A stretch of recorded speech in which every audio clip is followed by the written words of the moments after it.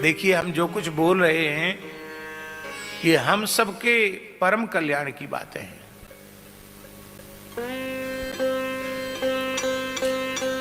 आपने प्रचंड पुरुषार्थ करके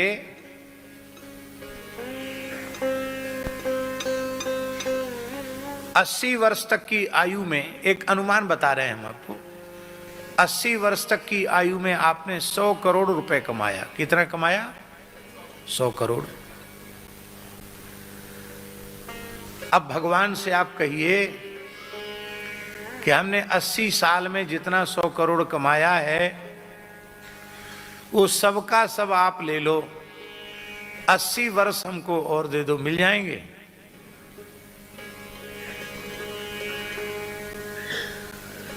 पूरे 80 साल तक की कमाई, 100 करोड़ पूरी कमाई दांव पर लगा दो और कहो कि हमको 80 वर्ष की आयु और दे दी जाए, मिलेगी? चलो ठीक है, 80 वर्ष देने में भगवान कंजूसी करें, 80 महीने की मिलेगी, 80 सप्ताह की मिलेगी। अंत में आप कहेंगे हमारे जीवन के 100 करोड़ जितना हमने कमाए सब ले लो, 8 घंटे की आयु दे दो, मिलेगी? 8 मिनट की मिलेगी? अरे 8 मिनट नहीं, 1 सेकंड की नहीं मिलेगी। इसका मतलब है आपके जीवन का 1 सेकंड जितना, 1 क्षण जितना मूल्यवान है, हजारों करोड़ की संपत्ति उतनी मूल्यवान नहीं है। तीनों लोगों की संपत्ति एक और मनुष्य के जीवन का 1 क्षण एक और। इसलिए मनुष्य को 1 क्षण भी व्यर्थ नहीं गुमाना चाहिए। मान लो कोई व्यक्ति 100 वर्ष तक जिया, आजकल 100 साल तक सब जीते नहीं है, अनुपात 70-80 का ही है, लेकिन चलो 100 मान लो। कोई व्यक्ति 100 वर्ष तक जीवित रहा तो 100 साल में 50 साल तो सोने के निकाल दो भाई, रात का समय निकालना पड़ेगा ना, तो कितने बचे?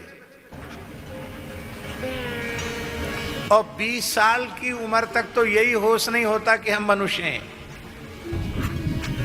खेलने कूदने में, इधर उधर में, चमक दमक में 20 साल तक चला जाता है, पता ही नहीं चलता। मनुष्य के पास समय ही नहीं है।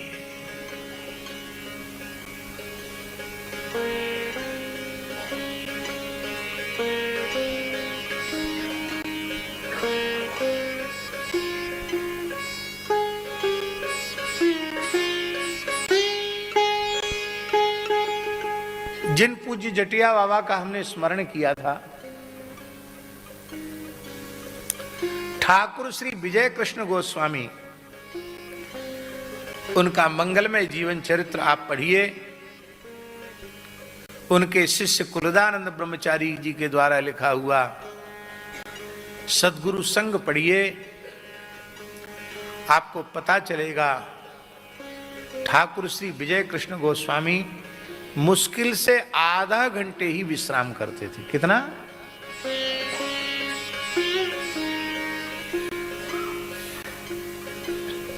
साढ़े 23 घंटे उनका साधन में जाता था। हम रात में भी सोते हैं, दिन में भी सोते हैं, और वो कथा में आते तो ऐसे हो जाता। सामने वाला ठीक से सुन रहा, उसी के पीठ में अपनी मुंडी टिका देते हैं।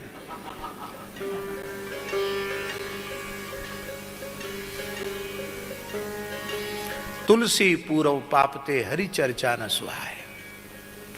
कथा कीर्तन में नींद उन्हीं को आती है जिनके पाप बहुत अधिक प्रबल होते हैं।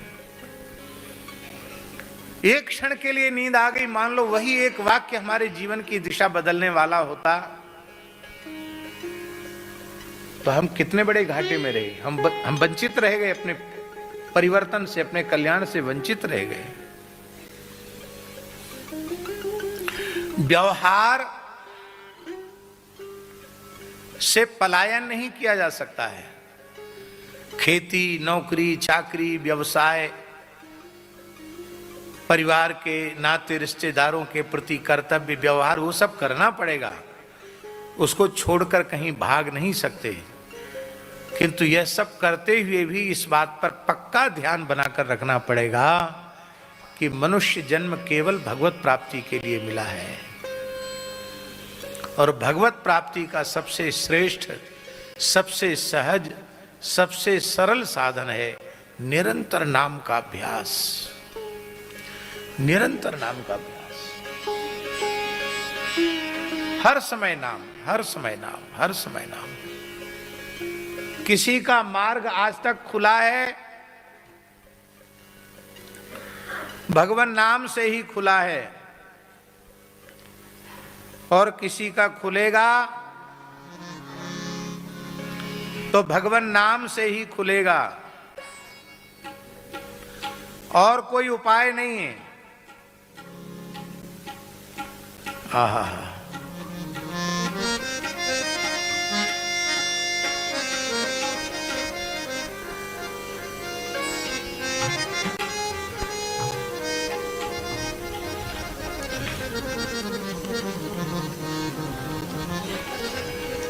नित्य सत्संग, सदग्रंथों का स्वाध्याय, नाम का आश्रय, आहार की शुद्धि, ये सब निष्ठा पूर्वक यदि आप करेंगे तो ये बात बिल्कुल पक्की है, आपका मानव जन्म सफल हो जाएगा।